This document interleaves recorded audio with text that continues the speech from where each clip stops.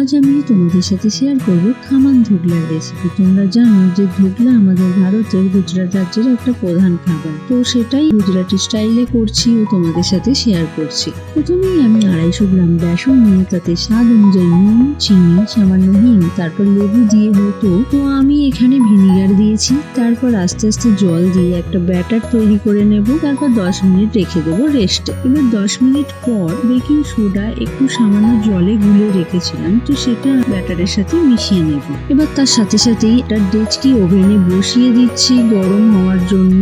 আর একটা ছোট জায়গা নিয়ে নিয়েছি, তার মধ্যে তেল ব্রাশ করে এবার ধোকলার ব্যাটারটা এর মধ্যে ঢেলে দিয়ে ওভেনে বসিয়ে দেবো 15 থেকে 20 মিনিট বেক হবার জন্য। যতক্ষণ বেক হচ্ছে ততক্ষণ সিরাপটা করে নেব। এরপর 20 মিনিট পর এটাকে চেক করে নামিয়ে নিলাম। তারপর সিরাপটা এর উপর ছড়িয়ে দিলাম। হয়ে গেছে আমাদের খামান ধোকলা।